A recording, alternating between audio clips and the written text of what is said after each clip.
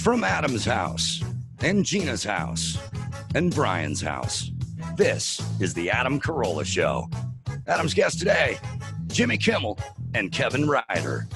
With Gina Grad on news and Bald Bryan on sound effects. And now, it wasn't him who started that old crazy Asian virus. Carolla.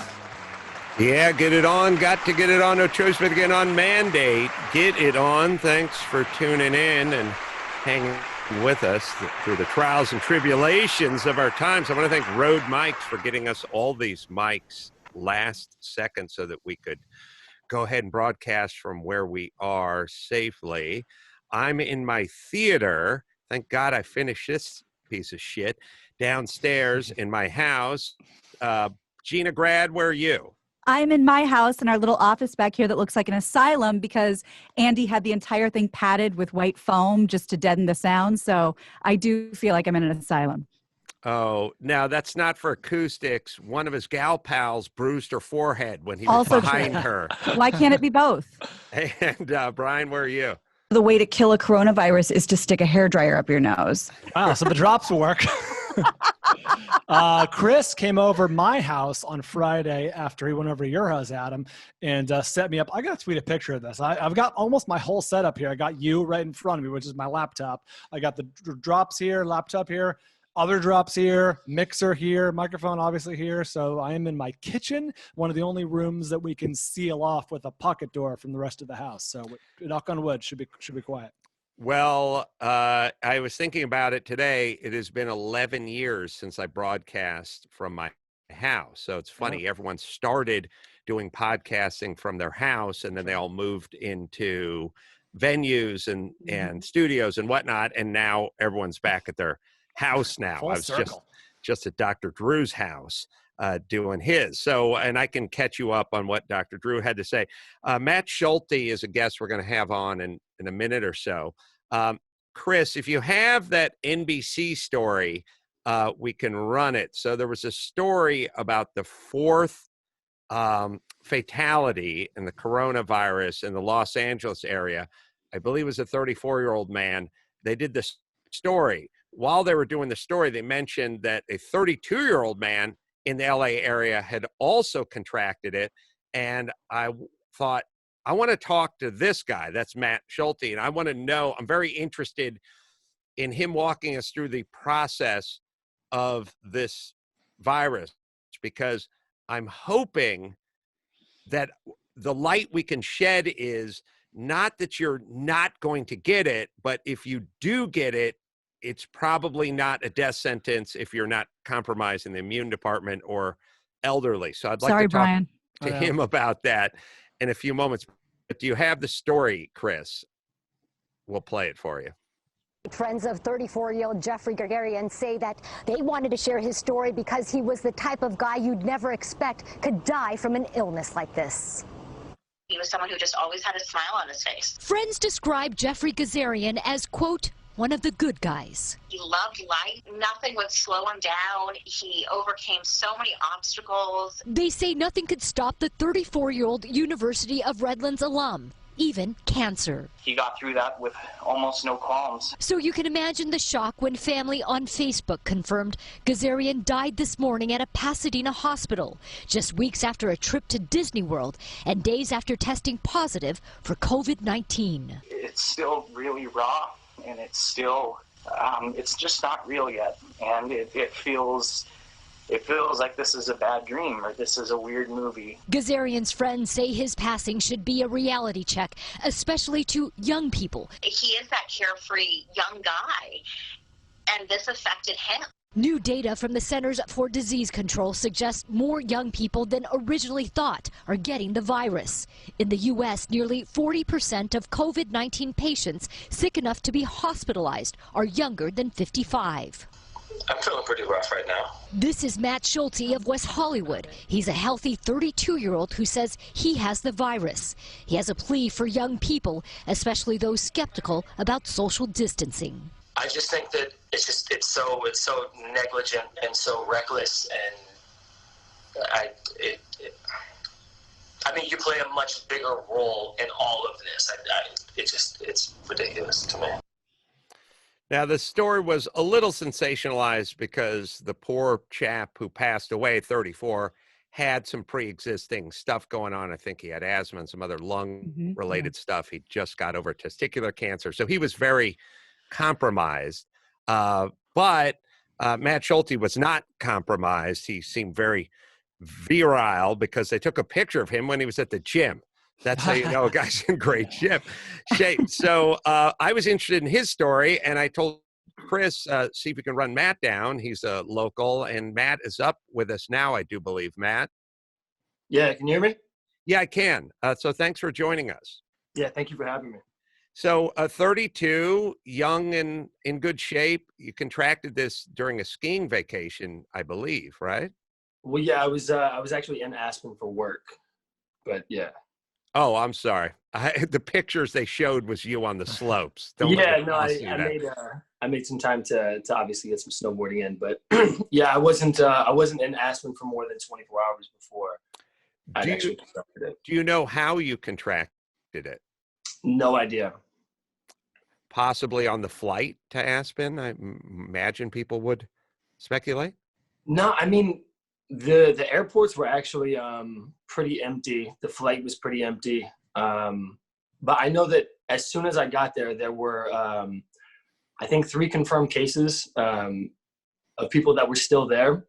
And I think a couple of them had just gone back to Australia, but there was a big group of people that were just there. And then they were all, one of them was a confirmed case. And then I think 10 of them were presumptively positive. And that was just all in a very tight space in Aspen. So let's go through from the very earliest symptoms you experienced to sort of the height of it to now where you're at now, sort of coming down the backside of it. Let's just go through the timeline. When did you first feel that something was up? So I landed in Aspen on Monday afternoon, and then by the time I'd gone out with some friends on Monday night, but by the time I was going to sleep, I was already starting to sort of just sweat and feel feverish. I didn't know if it was my body adjusting to the cold or whatever, but Tuesday morning, like I said, it's less than 24 hours. I woke up, I was just sweating profusely. I was vomiting. I had diarrhea. I had chills and body aches. I had a little bit of a cough. It wasn't anything too significant. I was completely exhausted. Everything that I would do, if I would walk down the hallway, anything that I would do, it was just completely. Have you had the severe flu before? Nothing this bad. So I don't know. My girlfriend had the flu. A really bad flu about a month and a half ago, and she said that was worse for her. It feels to those of us who've really been knocked out by the flu, what you experience is what we would describe if we had been knocked out by the flu. Yeah. Okay. So then is that Tuesday morning? Yeah, that's Tuesday morning. And you're still in Aspen, obviously. Yeah. So now what? Yeah. So basically it's just intense stomach cramps. I'm bedridden. Can't really do anything for the entire day. So that's pretty much all of Tuesday. Running a fever. And then that was whenever my chest really started to hurt as well. Wednesday rolls around. I think I threw up maybe 4 or 5 times. So it was far less than the day before. Fever felt like it was mostly down. And then it was just like, at that point, everything was just sort of starting to develop respiratory. Were you treating it like you had the flu, lots of Gatorade and chicken soup and Tylenol or that sort of thing? Did you think at this point you just have the flu? I thought that it was, I didn't know if it was food poisoning or altitude sickness. I didn't know if it was my body just really reacting because I went from, I believe it was hot at the time here in LA, or, hot-ish. And then I went straight to Aspen where it was snowing. So I didn't know. So now it's Wednesday. The vomiting has slowed down a little. Maybe the flu-like symptoms have slowed down a little, but the respiratory thing is starting to kick in. Yeah. So that's pretty much whenever all that was kicking in. It was just started to get heavy on my chest. I felt my cough getting worse. The air felt like it was just really thin, just thin, cold air coming in. A little bit of a headache. And then that was pretty much Wednesday. Thursday, I felt decent enough to go up on the mountain. I was still nauseous throughout the day, but you skied. What a hero! Yeah, that's a hero. Wow. Life. Well, I was kind of forced to. I went on the trip with my girlfriend, so I felt like the repercussions of that were going to be worse. Well, if I didn't get on the mountain. No, the corona knocks you out for 10 days. The girlfriend, that's a life sentence. Yeah. I completely concur. Can I ask Matt a question? Yeah, interesting that you went skiing on the Thursday, but go ahead, Brian. I didn't know, yeah. I have a question for Matt, a question for you. Coronavirus was in the news pretty heavily at that point. So when did you start to at least enter your mind like, oh my gosh, maybe I have this, or is it possible, or when was that? I mean, I kind of knew that it was possible, but there was also, there were so many conflicting reports at the time. This was a few weeks ago whenever they were saying that that the young people that would get it weren't getting symptoms like I was getting. So I didn't really associate what I had with coronavirus just because at the time they were saying that young people weren't really affected like that. How difficult was it? Oh, sorry. I just wanted to know how difficult it was to actually get the test. For me, it wasn't. So I know that right whenever I was leaving Aspen, I left Aspen on Thursday. I just wanted to say the date. You got it the 9th, I do believe. So yeah, I got Monday, into the Aspen 9th. on the 9th. Okay, sorry. Continue. Got into Aspen on the 9th. The sickness hit me immediately on the 10th. March, right. I flew back to LA on the 12th, which was Thursday. And I know that the day that I was flying out, they were giving out, it was basically like a drive-through test in Aspen. So I was assuming in LA it was just going to be as simple to get. Once I got here, I found out that that wasn't the case, and other people were getting turned away left and right. But I ended up going up to Cedars-Sinai on Friday regardless. It was actually underwhelming how many people were there to get tested. They had 3 medical tents set up outside and basically in the driveway. At the ER, there were only a few of us that were there to get tested, and I described my symptoms. I told them that I just came from a pretty heavily infected area, and then they got me through, and I was in and out within a couple hours. When did you get the positive on the test? It was 3 days later, so it was just 3 days. Yeah, this past Monday. Is that a standard? I mean, I know nothing's standard, but 3 days seems like a little bit of a wait. Would that happen today if someone got tested? I don't know what I know that they're doing, like in Lake Elsinore, I saw that they were doing the drive-through testing, but I don't know how soon that people are getting the results. They told me initially it was going to take 4 to 5 days. So you get it in 3 days. At that point, you go back to your place, Right. your condominium, your apartment where you are now, your home, Right. To convalesce. What are those next few days like before you get the results? Touching a lot of stuff, grabbing people, licking doorknobs. Oh yeah, that was it. I had a small gathering of like 20 people. Yeah, no, I came back. I had a pretty good idea that I might have it just based on what the doctors were telling me. So I just came back. I locked myself up here in the apartment. My girlfriend was with me, so she was quarantined with me, and while we were waiting for them to give me a call about the results. And then I just had people deliver groceries and food and medicine and anything. How fast did your symptoms start mending? How did you feel after you took the test? It was I think 8 days. 8 days after I took the test. It was 12 after the initial symptoms hit me. Mm-hmm. And then it was the same way that they hit me. It went 0 to 100. It's almost how the symptoms stopped. What day did they stop on? Was it the 12th? I think that it was. Oh no. Yeah, so it would have been the 13th day. 13th day, and it just seemed to completely dissipate as fast as it showed up. Yeah, I got prescribed more medication just a couple days prior, so I don't know if that had anything to do with it. Obviously, what did they prescribe? They gave me an albuterol sulfate inhaler. They gave me Tessalin pills, so just basically a cough suppressant. That's what they prescribed, and then over the counter I bought these tablets called Primatene, which is just to open up everything cough suppressants. Did your girlfriend get tested? She did not, no. Did she display any symptoms? Mild, very mild symptoms, yeah. Is the thought that she was definitely exposed to it, she must have caught it, for lack of a better term, but she just didn't react to it the way you reacted to it? Yeah, I would think that would be the case 100%. If there was an incubation period, if for whatever reason I got it in LA and taken it with me to Aspen, then she would have been there that entire time. And then obviously she was with me the entire time in Aspen, and then we came back and quarantined together.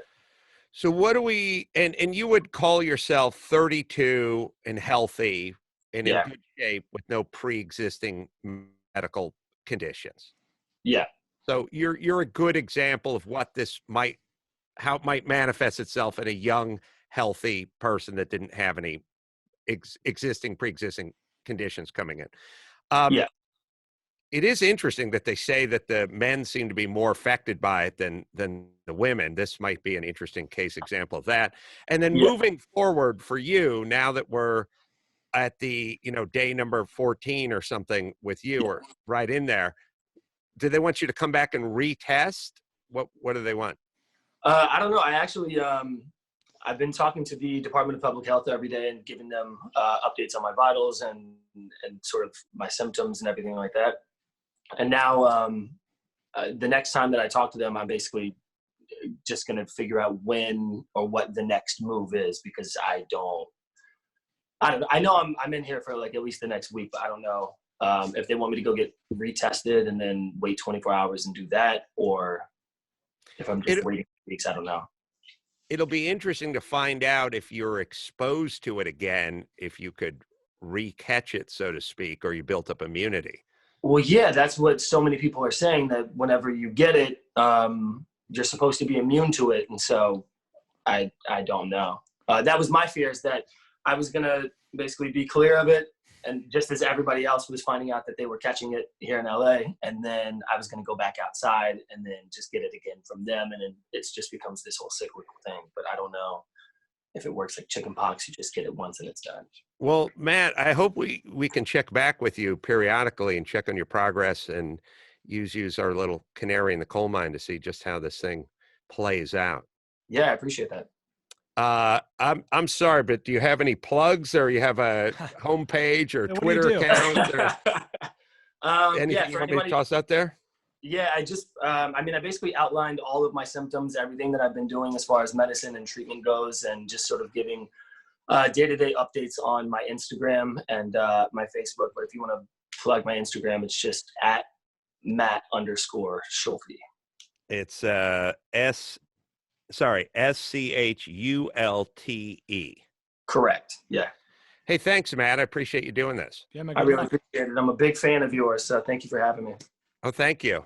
It's always an interesting little experiment for us, because you reach out to people and you could either have, I know that Carolla, he's a douchebag, or there could be, I know that guy, I'll call into his podcast. It's 50-50 at best. Oh, I know that Carolla, a douchebag, or I've never heard of that guy. It's one of those two. Matt got us up to 50-50.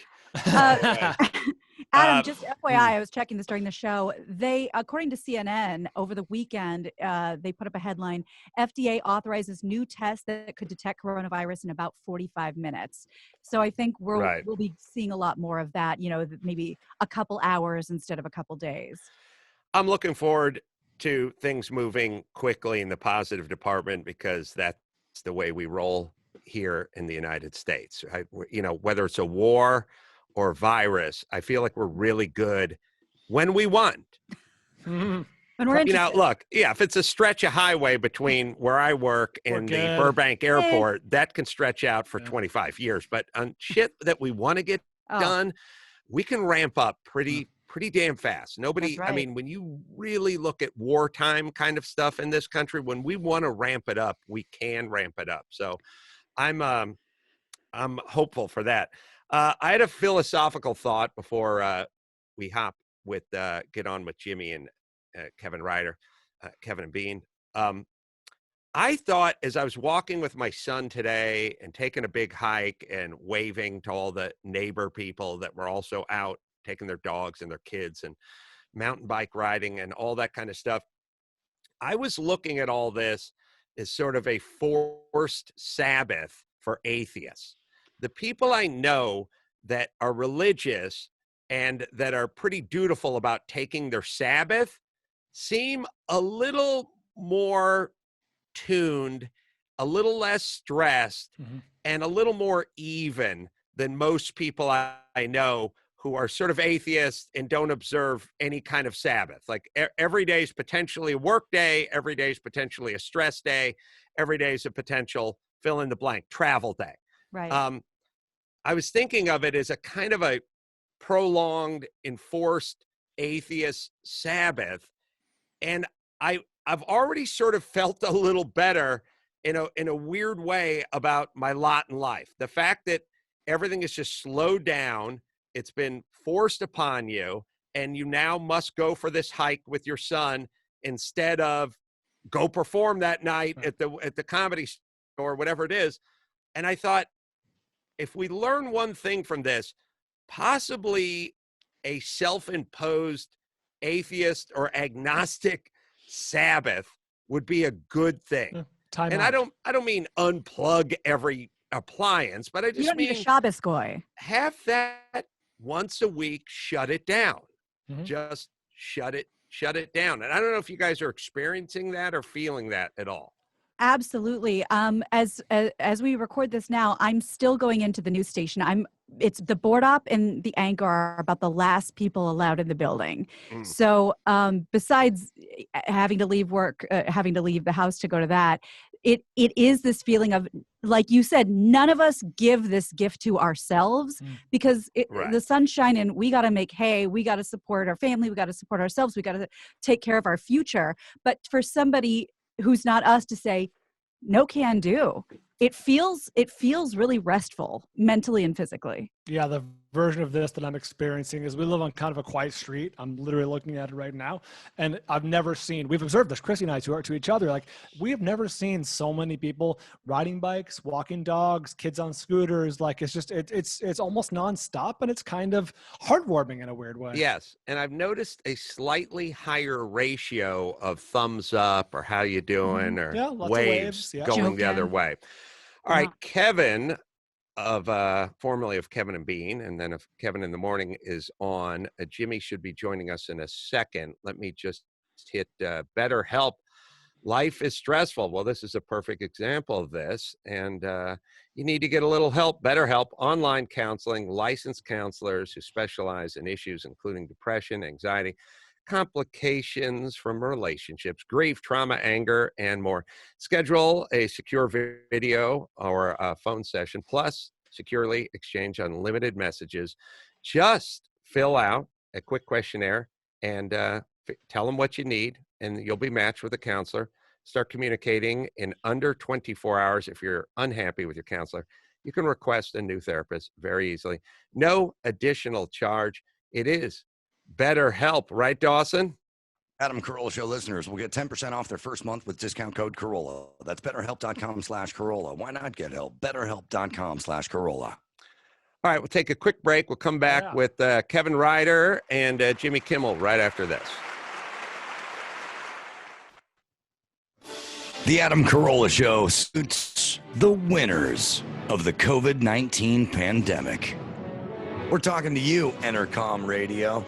You used the coronavirus panic and pandemic to cover your asses when firing Kevin Ryder and his entire morning show staff and effectively ending the legendary KROQ. But hardly anyone will remember what you did because, well, it's not in the news anymore. So while we're all losers, you are the winner of COVID-19. Kevin is up and Jimmy is up as well. Kevin, thanks for joining us and thanks for being a part of this. Absolutely. Jimmy, thank you as well. I love the John and Yoko approach you're taking to this. Looks like you're laying in bed. The only place I can get away from my children right now. I love the mini monologues, and you can watch those every night on Twitter, Instagram, Facebook, and YouTube as well. And Kevin Ryder, well, he's got a mini monologue going on in his head every night about the same time. I thought it'd be fun to talk about, take a little walk down memory lane, but we should also ask just how everyone's dealing with this on a daily basis. So, Kevin, what's your day like? My day now is like I sleep as long as I can, then I get up and watch TV, and then I sleep some more, and then I get up and watch TV. And Jimmy? It's the opposite of that. Actually, it's weird. I thought this would be like kind of a break, but it turns out I'm the central hub for everyone at the show, sending me everything and figuring out what we're going to do. So it's no fun. And then I got the kids and all that stuff on top of it. So I've just really, the conclusion I've come to is that my housekeeper and the children's teachers both need raises. I haven't, like, people are measuring out their days at home by hours and days and weeks. I have this new unit of measurement, which is I'm getting up off my sofa, I'm walking into my bathroom with my shirt off, and I'm measuring how long the red line that's just below my man titties is stretching around my rib cage. Because all I'm doing is watching TV and eating, and every millimeter this grows, I get a little older. Yes. Hold on. I thought we weren't going to masturbate during this thing. Now I have no choice. Wait, I have a question. Is Jimmy in bed? Yes. Yes. Okay. I'm in bed.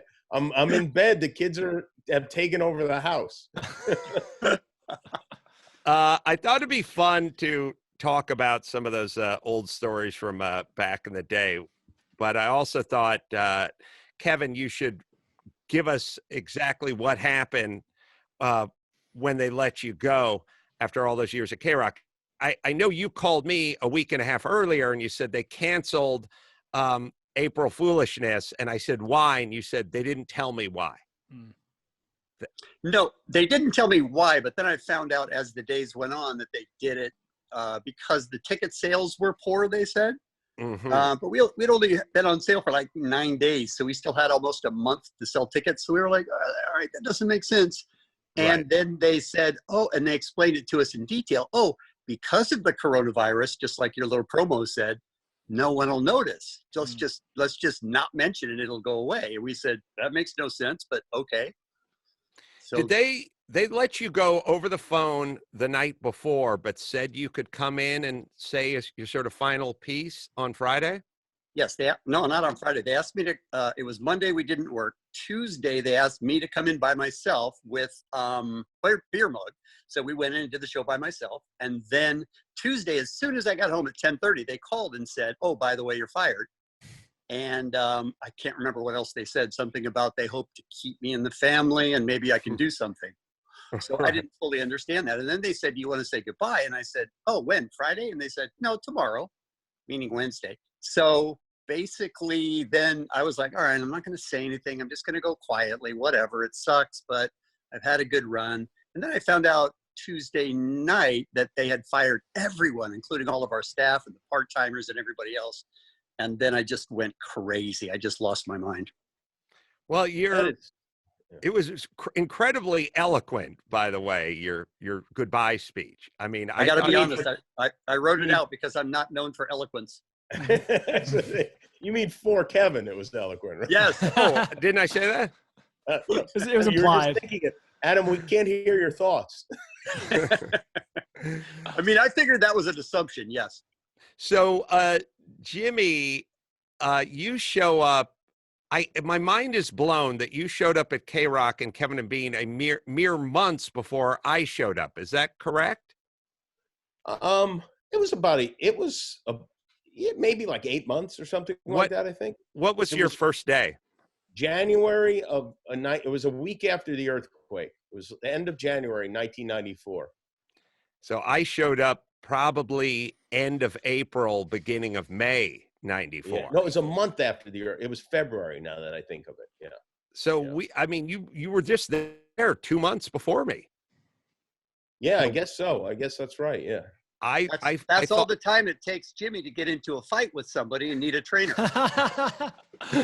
I thought of Jimmy as a wily veteran who'd been there, a seasoned journeyman who'd been there. He'd been there 9 weeks before I got there. Yeah, but I was seasoned a journeyman at the 9 other radio stations I got fired at. Kevin, what was your first impression of Jimmy when he showed up to the job? I mean, I love Jimmy, and if I remember correctly, we had talked to him before, but we had no idea the day we walked in, no idea that Jimmy was sitting in a conference room. We were like, oh, hey, I guess you're working with us now. All right, great. I mean, he's fun. He seemed funny. Didn't know that much about him, but liked him, and we were like, all right, let's go. Yeah, it was weird. Everything at KROQ is weird, but I just want to say before we get into the positive portion, which of course we should focus on that. The fact that these guys Entercom, Kevin, give me some names here. Who are the bad guys here in this deal? I mean, you want the bad guys at KROQ or the bad guys above them? Whatever, whoever, anyone who thought it was a good idea to fire board ops. I mean, a board op is someone that operates the board at the radio station. That person is required. You have to have someone in that spot. The idea that they fired these, low-paid people just as this horrible plague descends upon us is just like, it's just that. I mean, that is horrible. And I hope that they have enough integrity that they are ashamed of themselves. I want to say quickly, it's despicable. Brian, give me a call after we wrap. Just real quick. Sorry. Go ahead, Kevin. I didn't want to write that down. Go ahead. No, what happened was as soon as I saw that everybody was let go, I called my boss back who had just fired me. And I said, his name is Mike Kaplan. And I said, dude, why would you be firing Destiny? We hired her like 2 months ago. She's probably the best board op you'll have. You don't need any more board ops? Like, this doesn't make any sense to me at all. And this is when he still took my phone call. And he said, well, it just needed to be done. And I said, why? And he said, just did. Yeah, no explanation. Nope. Wow. So, Kevin, would you like to call out any names we should publicly shame? I mean, there's Mike Kaplan, the program director, and there's Jeff Fetterman, the general manager. But I don't know that – I assume everybody in Philadelphia at the Entercom sort of knew about it. Seems like the program director had come in 3 weeks before he fired us all. That seems like a pretty quick move if he didn't have any backing. But I don't really know. I hope when the day comes, and I hope that it's soon, that Jeff Fetterman and Mike Kaplan are eliminated from that horrible company, that they get a similar treatment. And then they'll be like, oh, dude, yeah, man, they did it to me. And be like, yeah, no, they didn't do it to you. You did it. Yeah. Bags. Radio, I mean, it can go by the way, Adam, radio, right? Adam, those guys, these radio guys I just want to give them a little shout out because I know Jeff and this Mike Kaplan are watching right now. And I just want you to know that you're a couple of scumbags. And Jeff, I've known Jeff Fetterman for many years, and I'm very disappointed in him. But Jimmy, my problem, honestly, is of course with them. But like every radio station is run that way. You get fired. That's fine, but you get fired over the phone after 31 years. I mean, yeah, that's exceptional. Sure. I mean, it's not like it's crazy. It's not like you're like some loose cannon that they have to, throw you out of the building. That they had guys waiting to escort you out of the building. I mean, that's insanity. Yeah, what was funny is there were 3 of them, and I didn't really look, but there were 3 guys there, and I was trying to tweet and get my stuff ready to go, and one of them said, "We're here to escort you out," and I laughed, and I just thought that's funny, like somebody would escort me out, and then they go, "No, we're serious," and I looked up, and it was one guy that I know and I loved, and he said, "Yeah, no, honestly, we have to escort you out." Wow. So then he sort of walked with me, and I was like, dude, I really appreciate you. It's been great working with you. You're one of my favorites. He said, you're one of my favorites. And then he followed me out to the door, and I was like, you literally have to watch the door close behind me, don't you? And he said, yes, I do. And I said, in a strange way, that's really a perfect way for my career at KROQ to end. Yeah. I want to say this. Kevin, I've been escorted out of a number of buildings. Right. I'll catch up, Jimmy. Give me some time.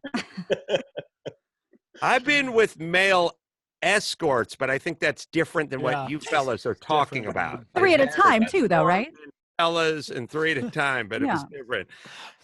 So do you remember, so obviously the thing I'm interested in getting is I remember first seeing Jimmy, and when I first met Jimmy, and I remember when I first met Kevin and Bean as well, but I'm trying to make sure it's the same in their mind's eye.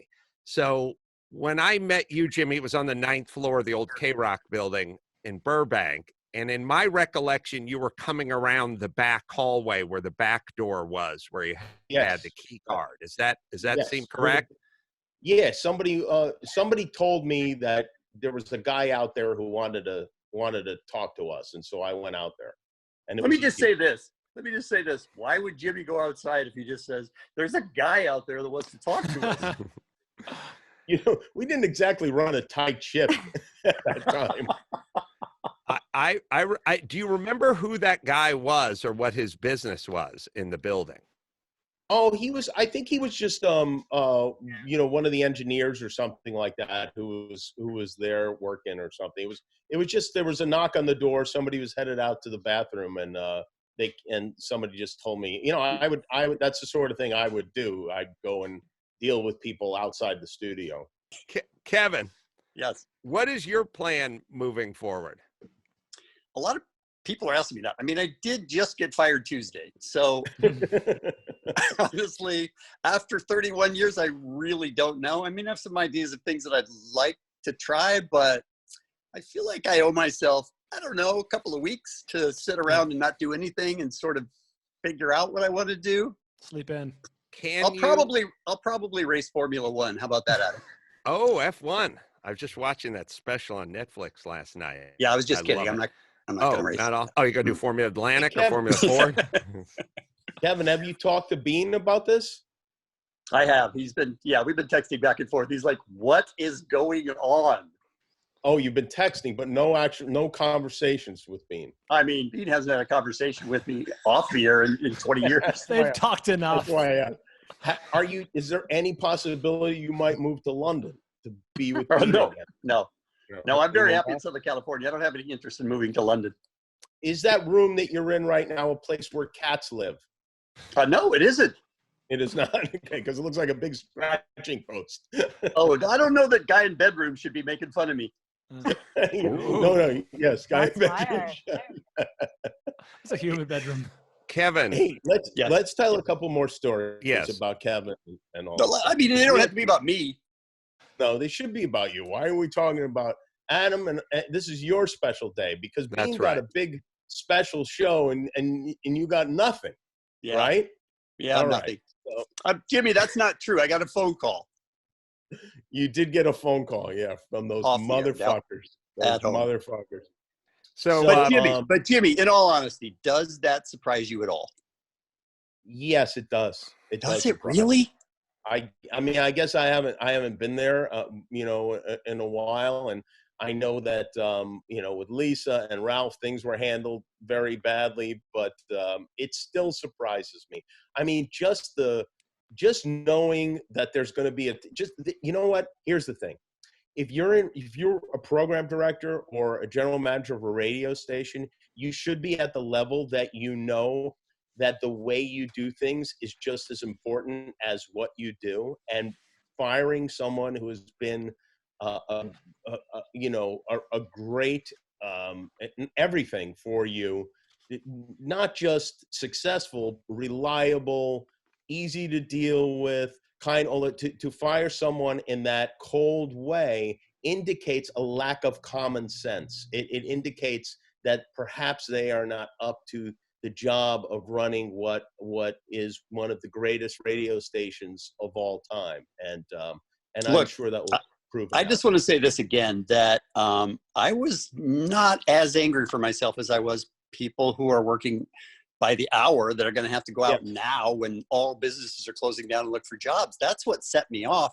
I strangely made peace with it. I was like, well, that is a really crappy way to handle things. But what about the people that are hour to hour and they had no reason to fire them?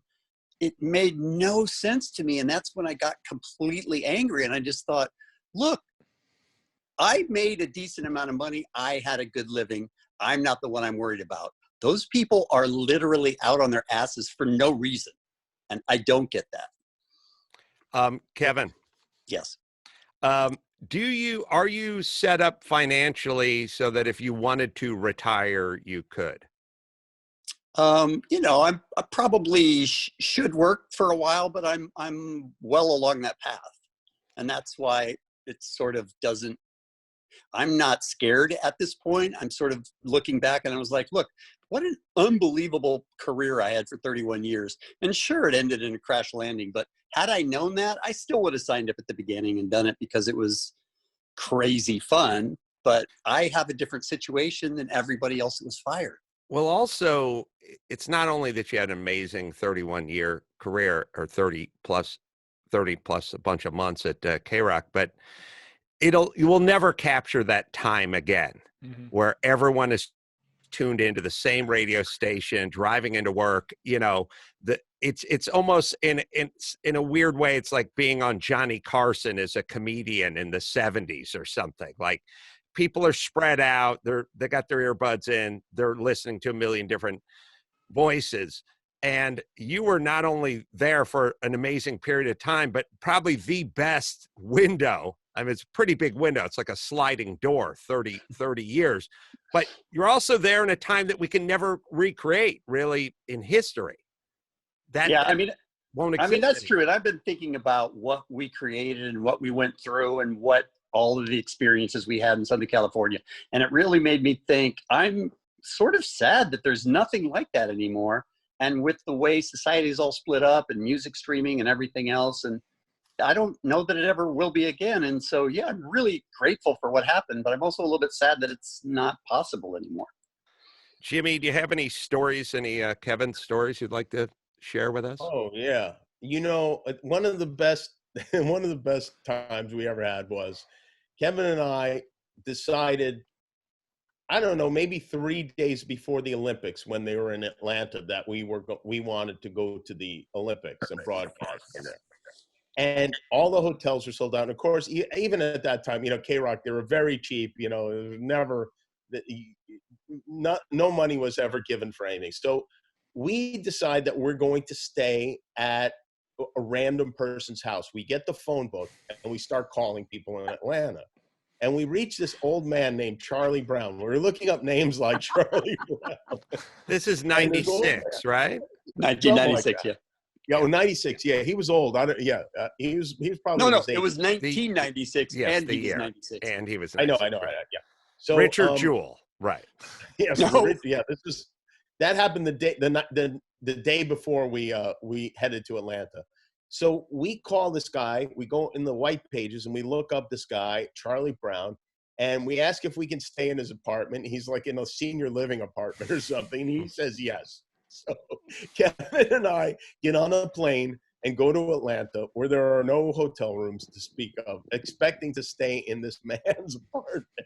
And we ring on his building and the intercom, and no one's answering. And we have like his daughter's phone number, and we call his daughter. We have to go to a payphone to do it or something. And we call his daughter, and she's like, "Yeah, no, my dad, he's old. You're not staying in his house."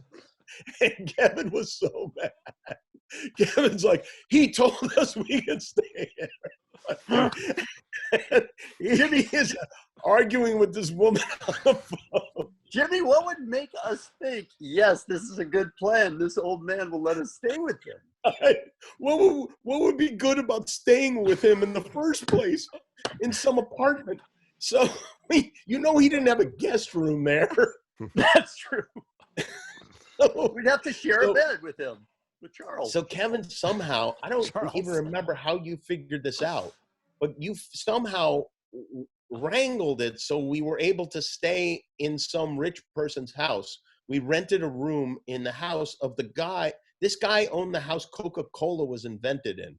He showed us he took us in the basement and showed us the table and vault where the guy, Dr. Pemberton, invented Coca-Cola. I mean, it was crazy. And do you remember what happened on the way when he picked us up, Kevin? Oh yeah. Oh, that was the sweetest thing in the world. He picks us up. We never heard of Krispy Kreme donuts. And he starts talking about Krispy. He's like, yeah, and in the morning, I'll get you guys some donuts. And we're driving by Krispy Kreme, and the light comes on, the fresh donuts light. And the guy goes, maybe we'll just pull over right now and get them right now. And so we go into and you can tell this guy has got a donut problem. We sit down and he goes, don't tell my wife. Do not tell my wife. We're headed out to dinner. Please, the three of us sit there and we polish off a dozen donuts and we buy 2 more boxes of donuts to bring home. And then we get to the house and his wife just knows, like, we have the donuts and his wife looks at him and she's like, did you guys stop and eat donuts? And he goes, no. And she turns to us. She's like, did you guys stop and eat donuts? And we had to lie, but we weren't very convincing. Well, we didn't know he was going to literally get in trouble from his wife. We had no idea. The guy was in trouble by his wife. It was completely crazy. It was a crazy trip, the whole thing from beginning to end.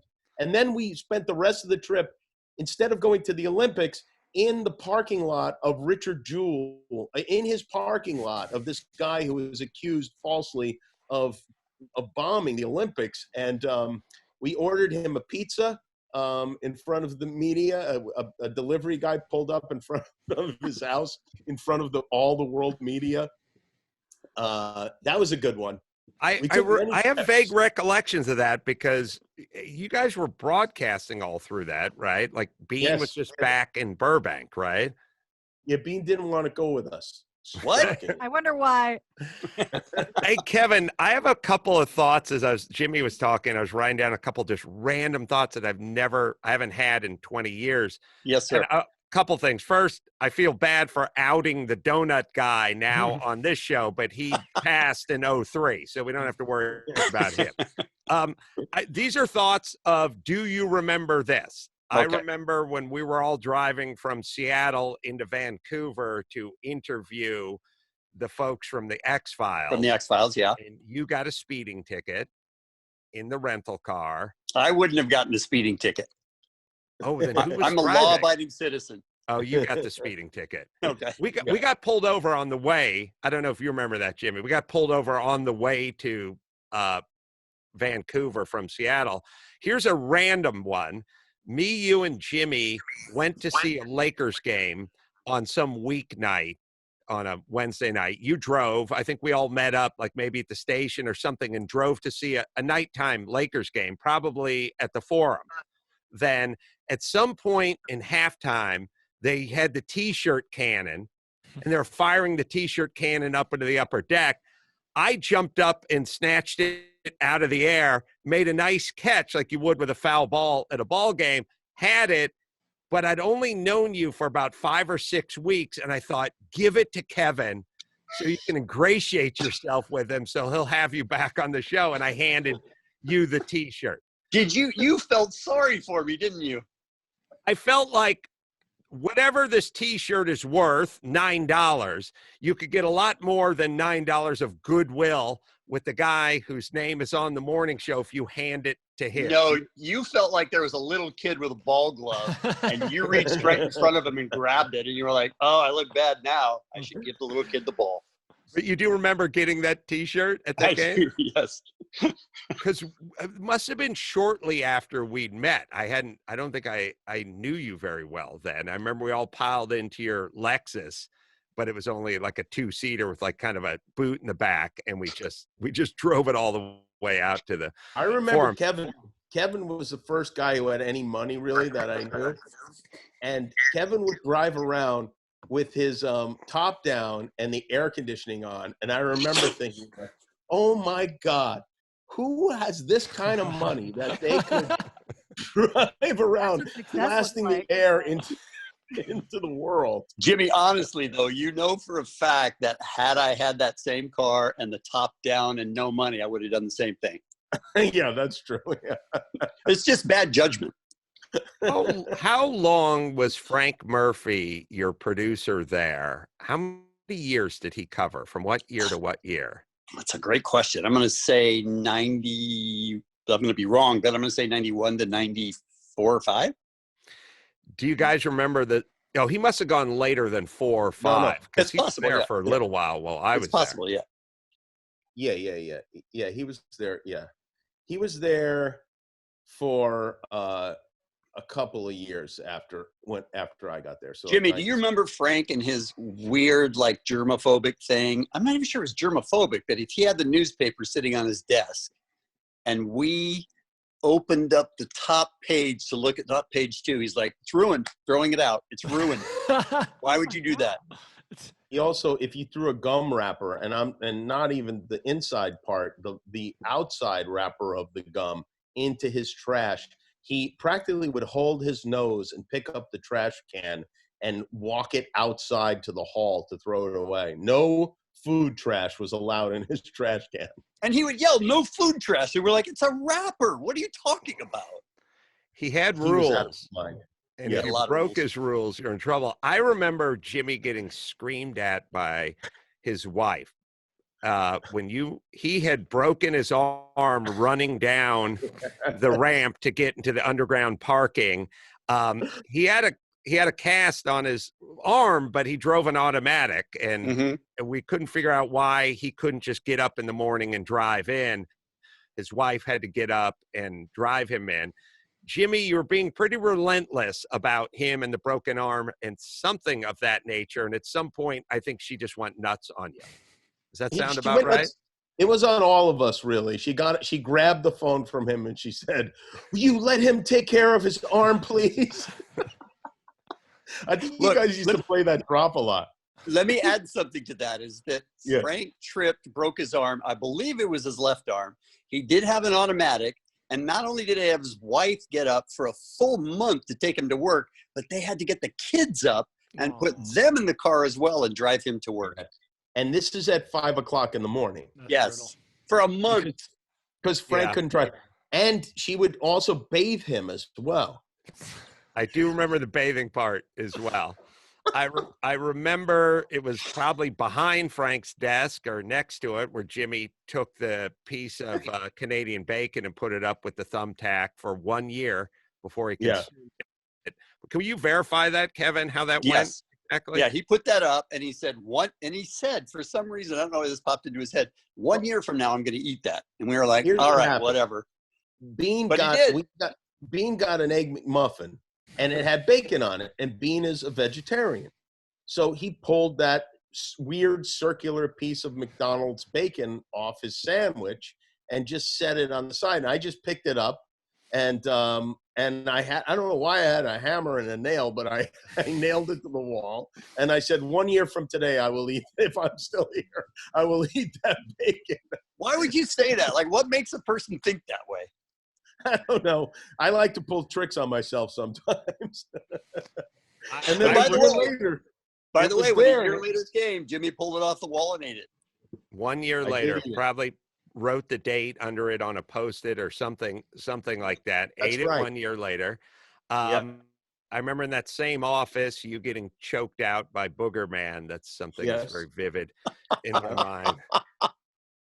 That was another one of those things that, like, things happen and they happen quickly. And even if you're paying attention, it's like, okay, I don't even know what's going on right now, but Jimmy's up against the wall and a guy named Booger Man who lives in his van has his hands around Jimmy's neck. And maybe I should do something, but I'm so stunned I'm not able to move. It was awesome. And nobody was able to move. It's amazing. No. And do you remember when Screech and his friend came into the show? I do. And I had to physically throw them out, and I dragged them down the hall and pushed them out into the hall. It was one at a time. They came in and they were making like little sounds, like little inside jokes to each other. And we kicked out Screech's friend, and then Screech kept doing it. And we were like, dude, honestly, like, and Jimmy ended up having to drag him out. Imagine Jimmy being our security. Adam, do you remember when we got separated and we were no longer allowed to be in the studio at the same time like children? Yes. I remember that. I remember that clearly. I remember as I sort of... Do you remember what we did? No, tell me. Well, we had, I don't know, I don't remember where it was, but it was some promotion. We met an attractive young couple who had told us they were interested in getting into the pornographic film industry. And so Adam and I wrote a script for them. Oh, that's right. To act out over the phone. And we faxed it to them. and we were giving them direction, and it was filthy, you know. Yes, I now remember that. Yeah, and then at the end of the show, Tripp, the general manager, said that we're no longer allowed to be in there at the same time. Like that would solve anything. And by the way, the other thing is, that was in the 90s, and Howard Stern worked for our company, and the company was obsessed with him, and we could do almost anything we wanted. Nobody cared. And yet somehow Jimmy and Adam got in trouble. A lot of times. Yeah. I remember as I remember like walking through the hallway with the phone banks on the right as you come in from the back door of the vending machine on the left, and then Frank Murphy's office being sort of straight ahead, and then Jimmy having this little alcove with the tractor feed and the printer and the computer and just banging out sports reports. I always remember being really impressed by this, like how you just bang them out, rip them off the tractor feed and run in seconds, like while your theme song was being played, and just mow right through 2 pages of tightly spaced dialogue without even a hiccup. To me, that was, for a guy who couldn't read or spell or type, that was the most impressive thing I'd ever seen. And I'd never seen anyone do it because I hung out with Ray and Chris and guys who would throw shit in my ear. I've never seen it done. How many did you do? 2 of those an hour? Yeah, or more? 2 an hour. 6 a morning, 2 an hour. How long? I mean, it seems like those were 2 or 3 pages sometimes. Yeah, they were about 3 pages long usually. And you would literally just bang them out and print them right there. Then we do all the other stuff in between, you know. Yeah, I mean, especially when it came around to producing the producing the Christmas album and all the theme songs. Or even just calling in and doing the dumb characters and with doing Mr. Bertram stuff and all that stuff. But Adam, you know exactly what that's like, because once you started with us, we were just flying by the seat of our pants, and look at that. And you were doing the same thing. You just sort of make it up as you go, and whoever's good at it, Jimmy happened to be good at it, you happened to be good at it, stood out. But the reason I was more impressed with Jimmy is I was writing beats down on a pad, like just the beats, you know, and the fact that he could write it all out and read it that fast and didn't sound like it was scripted, to me, that was insanely impressive to me. Well, I had, one thing I can't remember is scores and numbers and stuff like that. So I had to have all that information there. That's not important for a sports report. So I remember I had another very clear thought, but I want Jimmy to corroborate it or tell me what his version of it was. His 2-piece of advice is don't drive the van. You'll become the van driver if you drive the van. I wanted to drive the van at some point. And then another point, he told me you got to learn to edit by cutting tape and taping it together, literally putting it on your thigh, using the razor blade and all that. You'll be very valuable or more valuable if you can learn this. And I remember thinking, how long can that go on? And that's the only time I ignored Jimmy's advice back then. I was just like, we got to move forward. The computer's going to replace us. But Jimmy, you cut a lot of tape physically, right? Yeah, I mean, for the first 8 years of my radio career, when you made an edit, you had a big, we called a pancake of reel-to-reel tape, and you had a razor blade and this special tape, and you'd make the edit, and you put the little piece of tape you cut out on your knee in case you had to put it back, in case you screwed the edit up, and that's just how you did it. And I remember when we got that digital technology, I felt like so much of my life had been wasted. It was really it was disheartening. I was like, oh, okay, now this is how it is, I guess. Jimmy, you should have asked Adam. He apparently saw that coming. Well, there was a machine. We had one, but John Frost was always on it. He was the only one allowed to use it. Yeah. He was doing the important stuff. We were just messing around. Does anyone know where anybody is today? Does anyone know where Frank is, where John Frost is, or Booger Man, or any? I know where Frank is. Frank does a morning show in North Carolina, I think. I thought it was Tennessee, but I'm not positive. You're probably right. I don't have Frank's information. John Frost does a lot of imaging work in LA. Yes, he does. A ton of it. Yeah. Yeah. I think he did like Premier Radio. Mm-hmm. Yeah, those guys, right. John Frost still might be the most talented person I've ever worked with at any job I've ever had. He used to do the whole detective thing. Remember? He was the guy who did all those little world famous KROQ, all that stuff, all those funny little jingles, and they were always good. You never heard one and thought, "Oh, that sucked." He was always good. He was great, but he also did. Kevin, what was the detective he would do from way back in the day? He'd do the voice. He had his like Asian sidekick character. Yeah, the new detective. That was cool to have an Asian sidekick character. Yeah, it was the new detective. Yes, the new detective. Yeah, he would do all the sound effects. He would do all of the voices. Like, remember when you walked in and you saw Jimmy writing out his sports and coming and do that? He would do that on a whole nother level with production and sound effects and all kinds of special effects stuff. And he would put it all together so that it made complete sense. And it was a miracle. Yeah, I know. That guy is, I don't know. I feel like it's like when you go to Benihana and you see the chef and you go, God, that guy's incredible. And then you leave and and he never gets the credit he's due. John Frost is an amazing talent. I think he's been working and is still working, producing stuff for radio stations. I mean, he's still an amazing talent. I just looked him up. He's actually working at a Benihana's. Oh my God. He does the onion volcano. Yeah, that's weird. Weird coincidence. All right. Should we give everyone a plug and make a vow to do this once a year and keep caught up with everyone so we don't lose track of each other like Michael the maintenance man? Do we have to wait until I get fired from another job? No, we can do this as much if much that's as what we we're want. waiting for, I could probably make that happen. I will be very curious where you go and who's talking to you and how that's going to shake out. So keep us posted. It's sort of weird, Adam. I got to be honest. I'll just say this quickly. It's sort of weird because a lot of people are contacting me and a lot of people want to know what I'm going to do. And honestly, I'm just trying to get my feet underneath me and I have zero idea what I'm going to do, but I feel like I've got a little bit of time to figure it out. So I'm very grateful for that. But I would also like to say before we're finished that all of the little people on our show, all the people who are getting paid hour to hour, they're not little, they're normal sized humans. They're the ones that are really going to have a difficult time right now. And that still is what angers me about what happened. Yeah. Jimmy, when do you go back, or do you know, or do you have any idea? We don't know. Every night I'm doing a little monologue thing, and we'll just wait till it's safe to gather, I guess.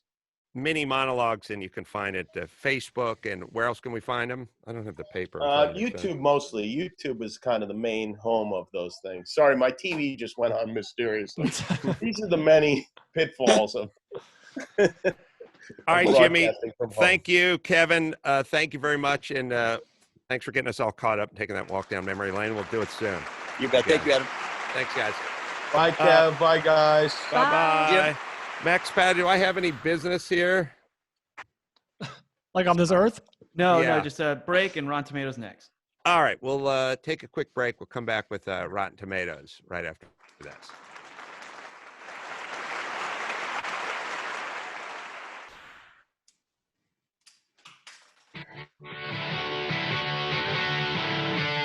It's time to check Adam's voicemail. Hey, Adam, I was just wondering, with all this the virus stuff going around and people being trapped in their homes, how's that affected you and specifically your whacking off? Are you spending more time in one particular piece of porn, or are you just sticking to the old regulars? Thanks. You can leave us a message at 888-634-1744. I'm actually down, I will say. My output. You know, the problem is I'm scared of technology, and I knew I was going to have to use a computer for the next week for all this stuff, and I'm scared that something horrific and embarrassing is just going to pop up. So I've actually in a crowded house. I've slowed my roll. That's Yeah. right. I thought he said it was up with your wacky mom, and then when he started talking about porn, I was so confused. All right, let's play the game, Dawson. I'll play the intro. Oh, intro. Fingers crossed. Listen to that noise. It's a high falsetto voice. It can only mean one thing, and you can feel it. Gossip names are flicks, and the gang makes their picks, guessing if it's rotten or fresh. If they guess it exactly, we'll get a bonus 5. It's the Rotten Tomatoes game. You know how we do it. Give me the Rotten Tomatoes game. Now it's time to play it. All right. Well, if you're stuck at your house alone, you're not alone. Everyone's quarantined right now. And in honor of this very strange time, we're doing movies that take place almost exclusively in one location only. Our first film is not for the faint of heart. 98 minutes of Ryan Reynolds buried alive in a casket with only a cell phone and a lighter. I love this movie. 2010's Buried. Yeah, Brian likes this. It was on cable a couple of weeks ago, I think. Oh, really? I like this movie. This is a solid movie. I recommend it. Just you do. A moment of it. But do the critics like it? I don't know a ton about this movie. The entire, you're looking at almost the entire movie on this poster. Ryan Reynolds wakes up buried in the Middle Eastern desert. He's like a contractor, right? And he wakes up and he's been buried, and there's a cell phone in there, and he makes contact, but it's like, can he get out in time? Can they find him? He doesn't know where he is. This is like a claustrophobic's nightmare. 2 hours of this? No, it's actually short movies, like 90 minutes. All right. I've heard from Brian it was good before this, and the 8 minutes I saw the other day was kind of entertaining. I'm going to say the critics liked it at 71. I went a little higher. I like this movie. I said 83. This could be a personal thing. I never want to be put in this situation, and I don't want to watch it. I said 57. Buried is certified fresh at 86%. It's a good movie. Oh, I'm shocked. And the people have it at 64. That's weird that there's. You see this with remember the J-Lo stripper movie that came out? Like people see Ryan Reynolds movie and they think Ryan Reynolds from Waiting or Just Friends or those wacky comedies. And then it's this very claustrophobic drama. And they're like, what the hell is this? All right, here we go. In our next film, Jodie Foster and her young daughter, played by a pre-Twilight Kristen Stewart, I love this are forced into a hidden room of their newly acquired house, while Forrest Whitaker and his cronies try to break inside its 2002's Panic Room. I love this movie. I thought this was going to be more upsetting than it was. Yeah, because the theme seemed like it was perfect, like we'd set the table for being really upset or jostled or jarred or whatever, and it wasn't as intense as I remember. I didn't know that was Kristen Stewart as her daughter. Yeah. 2 great performances in this movie, one from Jared Leto and one from Dwight Yoakam. They're so great. That's right. They're so great. All right, people liked it. They didn't love it. It's fresh at, I saw it in the theater. What year was this, Dawson? Did I see it in the theater? 2002. 2002. I think I saw it in the theater. All right. I say fresh at 74. I was right there with you, 76. 65. Oh, you guys are just dancing around it. Panic Room is certified fresh at 75. Wow. Nice. All right. It's a good game so far. An ensemble cast is assembled in a goth mansion when the host of the party is mysteriously murdered. Who did it? In what room? And with what weapon? Based on the popular board game. It's 1985's Clue. Yeah. Was Have this not a seen.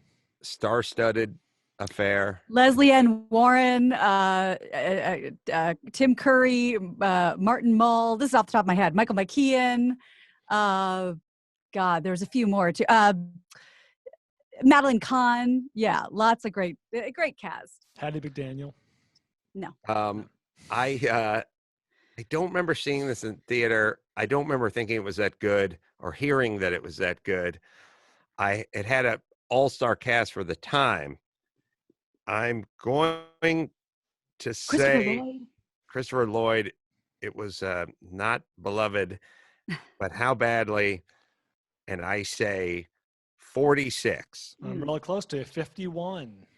Well, someone's got to break the ice, and it might as well be me. I mean, I'm used to being the hostess as part of my husband's work, and I'm always difficult when a group of new friends meet together for the first time to get acquainted, so I'm perfectly prepared to start the ball rolling. I mean, I have absolutely no idea what we're doing here, what I'm doing here, what this place is about, but I'm determined to enjoy myself, and I'm very intrigued. And oh my, this soup's delicious, isn't it? I said 55. Wow. Oh, who cares? The guy doesn't matter. Let him stay locked up for another half an hour. The police will be here by then, and there are 2 dead bodies in the study. I've seen this movie maybe 1,000 times. Wow. Please have Taboo 2 be one of the next offerings so I can sing the theme. Okay. But go ahead. Clue is fresh. What? And Gina Grad is the closest. 61%. Wow. Wow. They got robbed. Just fresh. Audience likes it. Yeah, 86. It's fun.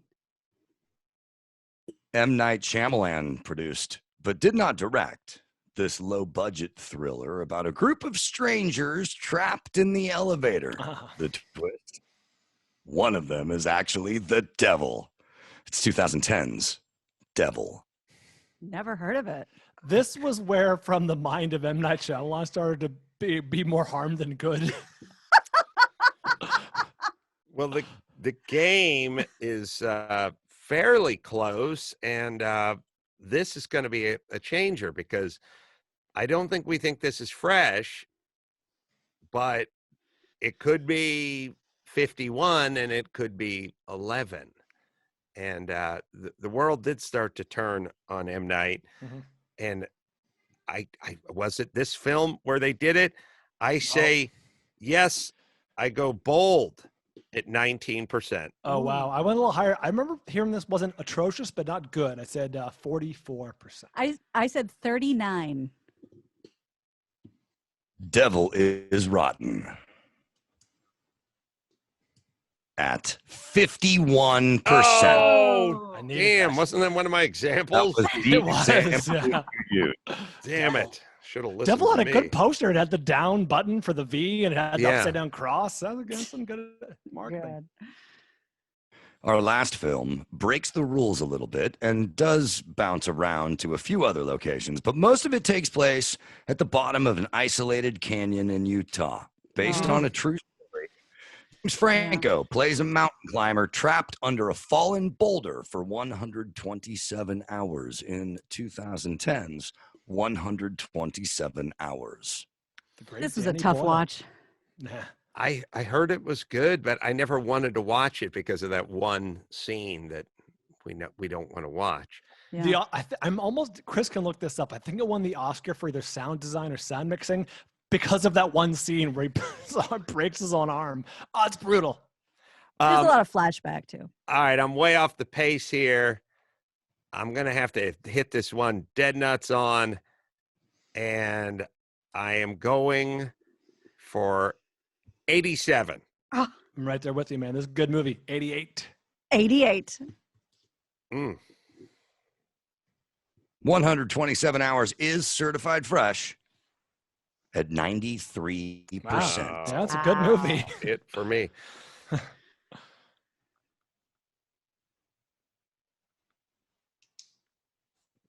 All right. We're doing the math, I assume. Oh, in live time. Oh, that's right. We're calculating. Get a drum roll, Brian. Now I think I'm out, but I know I'm out. But Gina and Bryan, this seems pretty close. Well, Adam, congratulations. You made the podium, coming in with a score of 69. Yeah. Gina Grad, Beth Yeah. Adam. Gina Grad, your score is lower than Adam's, and it's fantastic that in this game, that means you came in first or second place. Bald Bryan, your score is 26. Ooh. Pretty fucking good. Gina Grad, Yeah. with your score, you are in second place, 62. Oh my God, Bryan pulled ahead. Nice. Wow. Wait, what was Gina's score? 62. Oh, I She didn't know just you were beat that. you by 7. I didn't know Well, you the were that the far first off. one buried really got me. And got me Bryan good. at 26. That's a damn solid score. A good thing I got Rotten Tomatoes open right here. It's the Rotten Tomatoes game. You know how we do it. All right, let me hit ZipRecruiter. Hiring used to be hard. Multiple job sites, stacks of resumes, confusing review process. Today, hiring is easy. You just go to one place. Go to ZipRecruiter.com/Adam.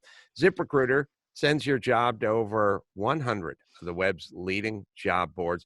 Plus, ZipRecruiter scans thousands of resumes to find the people with the right experience and invites them to apply to your job.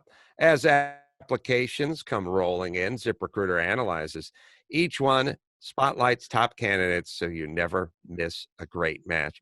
4 out of 5 employers who post on ZipRecruiter get a quality candidate within the first day. It is the best. It's ZipRecruiter, right, Dawson?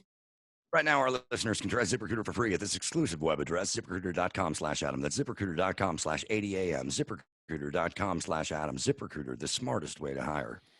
All right, we'll take a quick break. We'll come back with the home news right after this. Give me the news with Grad. News with Gina Grad. Breaking viral.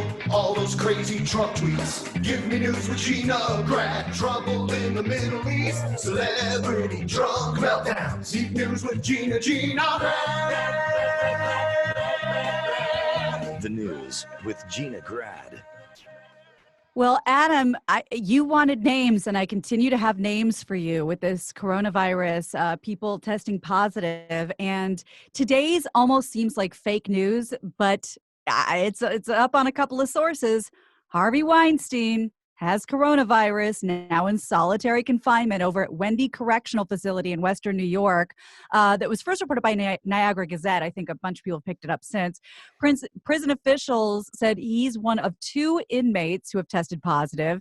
You know, he's serving 23 years for rape, was recently transferred to the state prison from Rikers. He also had 2 stints in Bellevue Hospital where he underwent a heart procedure. And they said he already had COVID-19 when he entered Wendy. Next on the list, not related to each other, I would imagine, Placido Domingo tested positive. That That's guy right. needs his lungs, man. We got to save him. That's exactly right. And he was just recently in the news for a couple of Me Too issues. So I figured that's why his name was back trending. But nope, 79 years old. He says his family, all in good health, experienced fever, coughing, and got tested, and he's positive. Andy Cohen, Mr. Watch What Happens Live host, he was going to start doing the show from his house, but he is just in complete rest and recovery mode. He said a Friday on his Instagram page he has it.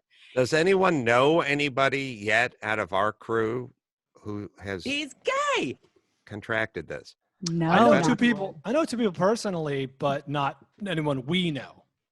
You do, but you have what would you call them, friends, or what? Yeah, would they be? they're one ex-coworker and one girl I saw and for briefly, and they became friends with. So yeah. Oh no, not the couple with the tickle in their throat that you went to dinner with. No. These are separate people. Okay. One of them is like a news personality. His name is Seth Doan.